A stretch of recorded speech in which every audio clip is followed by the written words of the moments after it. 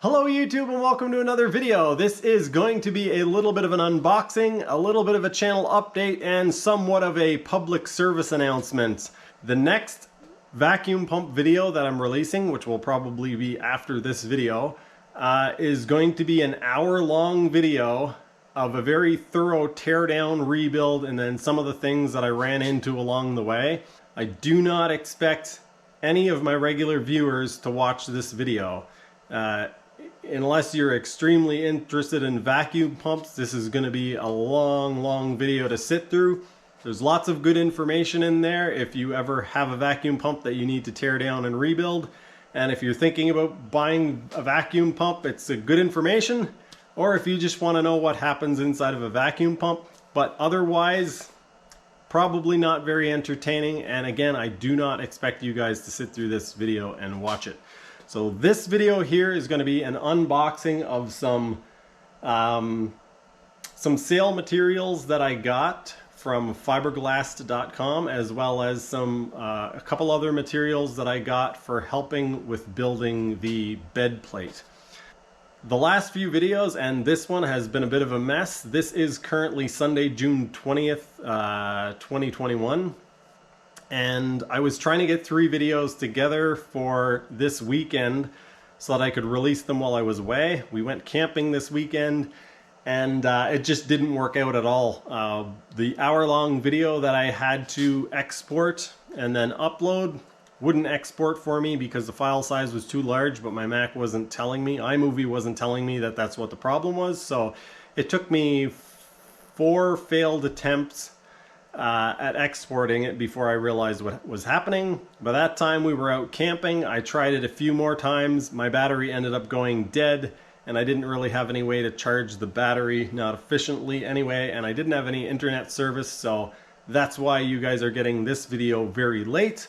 And yeah, that's my explanation. I know this was a very long intro and this is probably going to be a long video that doesn't interest a whole lot of people, but the next thing that you guys are going to see is going to be me doing some unboxing. I also got a part there. Yeah, I ended up getting a part for the 1100 engine. Not a terribly exciting part, but yeah, the next thing you guys are going to see is me doing an unboxing, and then I'll come back and talk a little bit more at the end. Alright YouTube, as promised, here is an unboxing video. I got a bunch of stuff from Fiberglast.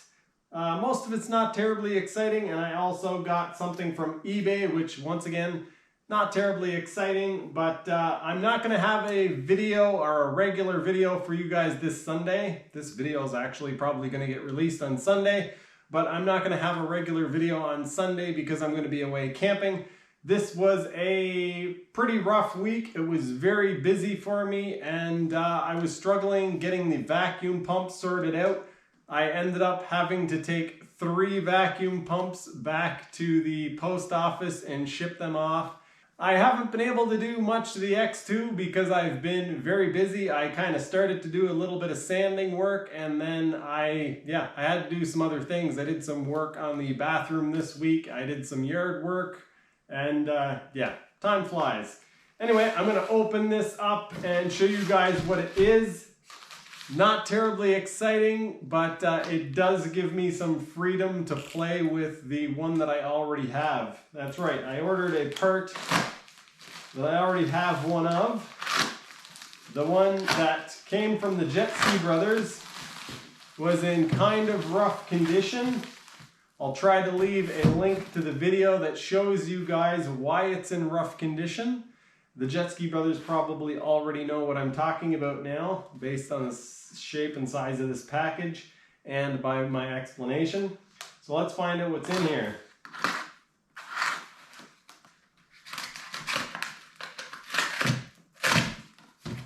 Ta-da!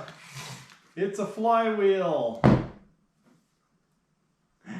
So if you're not sure why I'm replacing the flywheel on the 1100 Kawasaki engine, go watch the Jetski Brothers video that shows you how to remove a flywheel from an 1100 Kawasaki.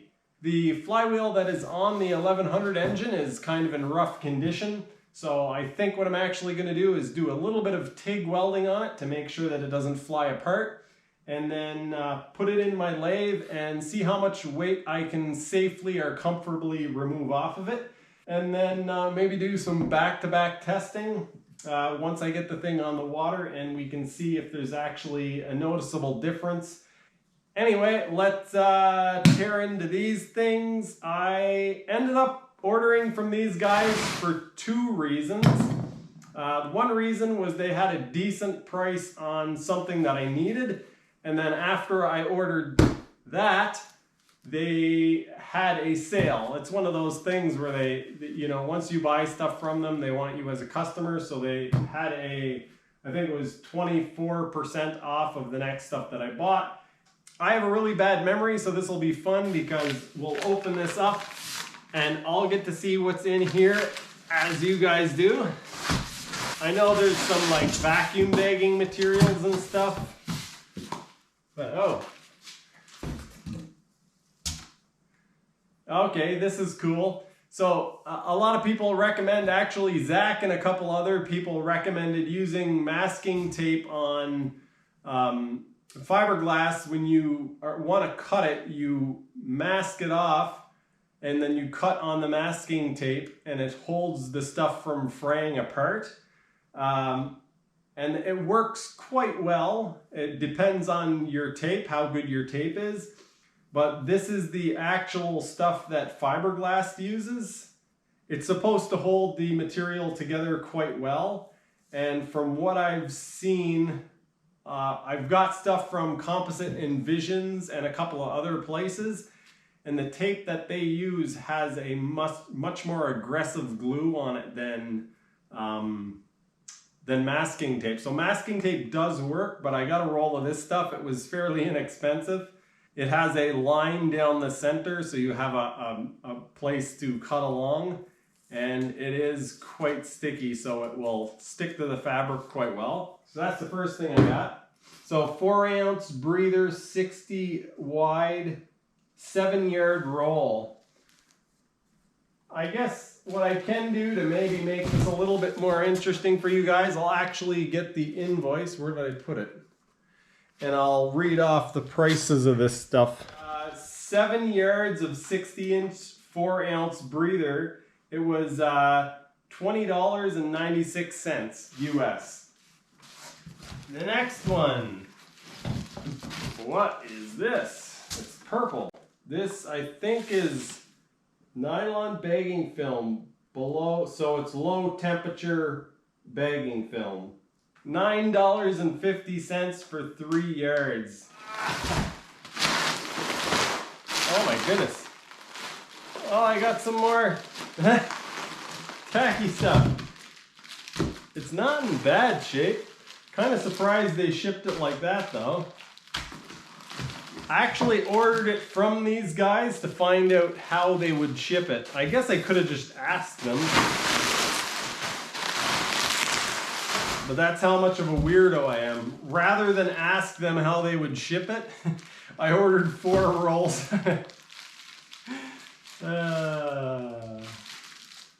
This is actually not too bad, I guess. I can use that.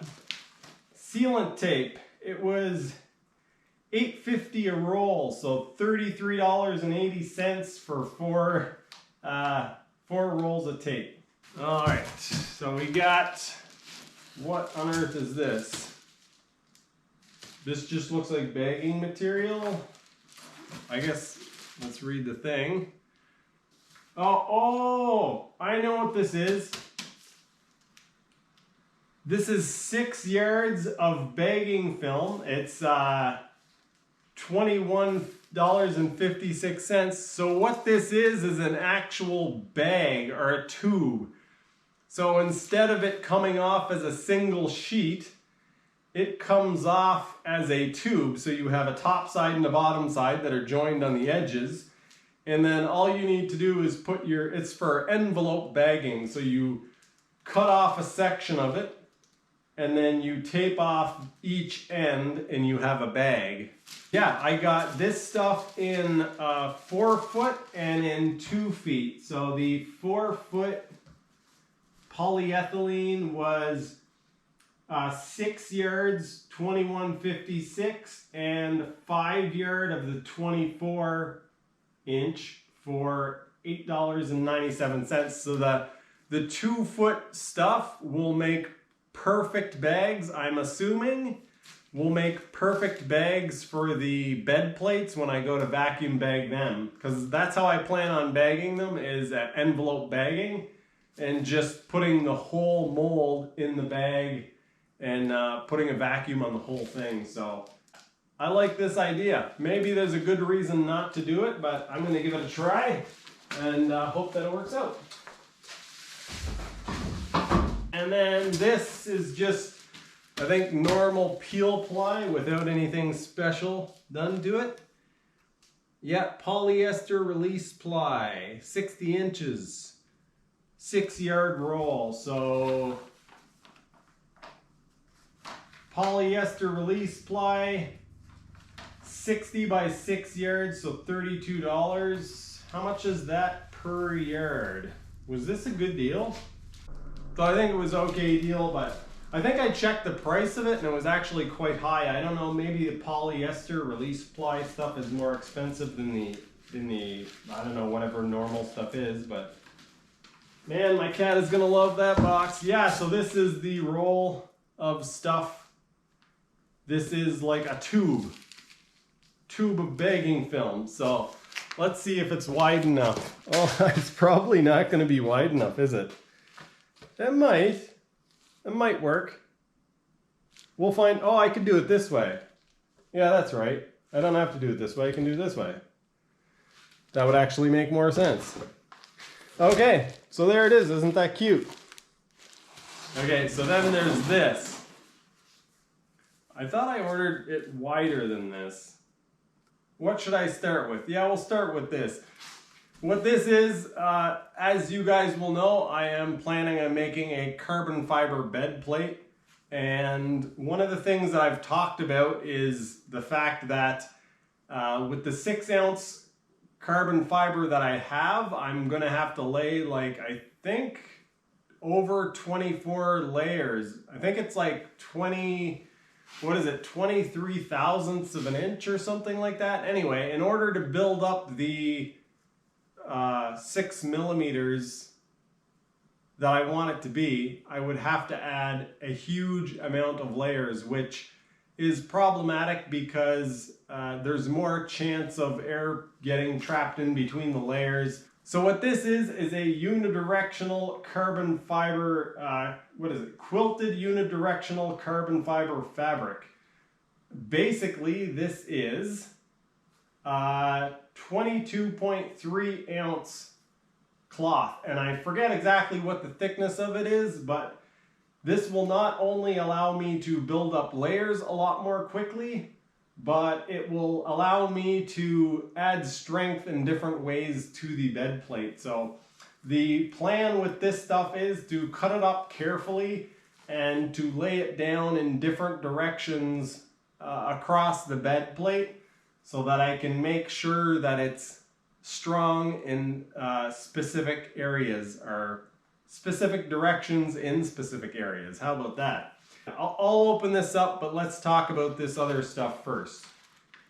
So what this is, I think it's, what is it, Lanthosoric? Some of you have probably already guessed. Lantorsoric. So this is Lantorsoric XF or XT, 2 millimeters, 50 inches wide.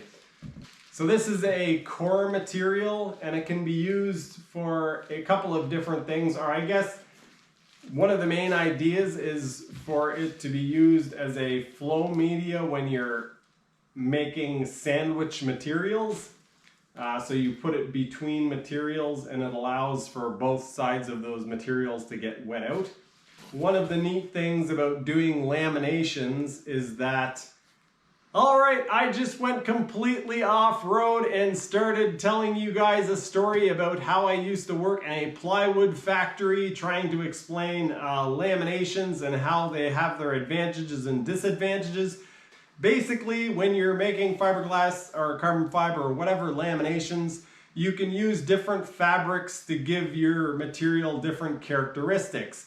And one thing that you can do is keep adding layers. If you want to add strength or rigidity, you can keep adding layers to it. But at some point you end up with a material that is plenty strong. If you're just sandwiching one layer after another, after a few layers you end up with material that is strong enough, but it might not necessarily be rigid enough. So if you want to make it more rigid, but you don't necessarily need it stronger, and you don't want the extra weight of just adding more laminations and making it stronger, then what you can do is actually just space the laminations apart, and you can gain a lot of rigidity without gaining the extra weight and the extra strength.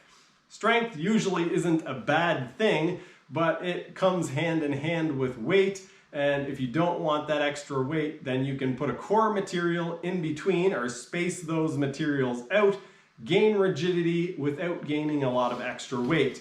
So that's what I intend to do with it. At this point, I'm not going to be jumping into any more huge projects. The goal from here on out is to get the X2 water worthy, and then I can spend free time actually, tweaking it and finishing it. So things like building the pod for around the handlebar area and any powder coating that needs to be done, little kind of touch-up things. A lot of that stuff might wait, because basically once I get this thing water-worthy, once I have the X2 water-worthy, I'm definitely going to want to start testing it and riding it. Not only is it going to make for great footage, but it is going to be extremely fun to ride. And I think we're quickly approaching the point where I went out for my first ride last year. It is currently what? It is currently June 18th, and I think it was the 23rd of last year that I did my first ride on the X2. So we're quickly approaching that. I'm definitely not going to have this thing ready for that, but it would be nice if I was not putting this thing in the water in October for the first time, because yeah, that would just suck. It might happen, but that would suck. Actually, I meant to call today and order a prop, an impeller rather, and I forgot. By the way, I was hoping on getting to bed early. It's 1:26 in the morning. I still have 2 videos to upload, and I gotta get up tomorrow, do service calls, and then pack to go camping. So the price of this stuff for the 2 rolls was $43.90 US. And the price for 3 yards by 12 inches, $149 US. Oh man. All right, so this is what this stuff is. This is what it looks like. So on one side, it's stitched together so that it doesn't come apart. And all of the toes, all the strands of carbon fiber, like it says, unidirectional. So they all run this way. So every fiber in this cloth, there's no weave that goes this way or anything. All of the toes go straight along the roll this way. All right, I am going to grab my calipers and measure to see how thick this is, and then I'm going to wrap it back up so I don't get my dirtiness of the garage all over it. Let's see, we'll do inches first because there's more of you that probably understand that. I actually understand inches in, yeah, better. All right, so that's kind of good news. It is about 1 millimeter thick. It's 40 thousandths, a little over 40, well, compressed, probably under vacuum, it's about 40 thousandths thick. And yeah, 1 millimeter, pretty much exactly 1 millimeter thick. All right, I just had a look at the invoice that I got from Composite Envisions from a while back. So for the, 2x2 twill that I'm going to be using along with this unidirectional. And it is 0.25 millimeters. So that means it would take 16 pieces of it. See if I got my math right. 16 pieces to make 4 millimeters. 16 times 0.25 is 4. And so that would mean I need 16 pieces of the twill and 2 pieces of the unidirectional, which is kind of what I said earlier, if I include that clip, because I was kind of ranting. So what I can do pretty easily is divide that up into 5. So I'll have 5, 10, 15, and then just add an extra layer on the top or the bottom. So what I'll probably do is have 5 layers against the mold, 1 layer of unidirectional lengthways, 5 layers behind the unidirectional or on top of it, and then crossways unidirectional, and then 6 layers for a total of 16 layers of 2x2 twill, and then 2 layers of unidirectional, 1 going lengthways, 1 going crossways. That is my plan. I'm considering making the first bed plate mold out of the cloth that I got, because I don't know what else I'm going to use that cloth for. So I'm thinking that very likely, I think I have some of it right behind me, probably in the camera shot. So I have a piece of this stuff that I ended up not using for the floor of the X2, and I ended up buying, I think, 5 meters of this stuff, and probably just laminating some of this together with a few other layers of just regular fiberglass would make a strong enough bed plate. It wouldn't look very cool, but I'm guessing that it would be plenty strong. The only thing that I kind of would question was how rigid it was, how much flex it would have to it. But I think as a test to see if this is actually going to work out, this stuff will represent the unidirectional, I think, fairly well, because it's fairly big strands. So what I'll probably do is use some of this and some regular fiberglass twill, 6-ounce fiberglass twill, and basically do a mock layup with fiberglass instead of carbon fiber, because I have a bunch of this stuff and I don't have a bunch of carbon fiber, and the carbon fiber costs way, way, way more money, and so I don't want to ruin it. Who here thinks that a fiberglass bed plate would actually hold up to an 1100 sitting on it? And who thinks that maybe it would stand up to a 650 but not an 1100? And who thinks that it just is a very bad idea, no matter what? Who thinks maybe that it would be strong enough but too flexible, so maybe it doesn't break, but the engine actually moves enough that it wrecks the coupler, or the engine or the exhaust hits against the side of the hull? There's all sorts of different outcomes. You guys let me know what you think in the comments. Even if it wasn't quite rigid enough, there are things you can do, like sandwiching materials together, or just simply changing the shape of it. One thing that's interesting about the bed plate is it has the edges that kind of curve over. And along the bottom side, you can actually go down quite a bit before you hit the hull. There's actually enough room to kind of slip your hand in there. So you could come down probably 1/2 inch, another 3/4 of an inch, and that would add a huge amount of rigidity. So I'm kind of curious if experimenting with fiberglass, you would actually be able to get it strong enough. Admittedly, it's not nearly as cool. Carbon fiber is way cooler. It's lighter, it looks better, and it's a lot stiffer without doing all that, you know, all those thought experiments or actual experiments. Anyway, I've got a little bit more chill week ahead of me next week. As of now, anyway, I've been answering emails and booking service calls, so it's hard to say which way that could go. I hope you guys enjoy this video. I hope that I'm able to actually find time to edit this and get it out to you guys, because as of tomorrow, if you guys see this video, it means that I found somewhere in the woods that had connection to LTE, and I could actually link to my phone and upload it for you guys. So yeah, not really sure how that's going to happen, but Anyway, that is going to do it for this one. Exciting things to come. Thanks for watching, and I'll see you next time.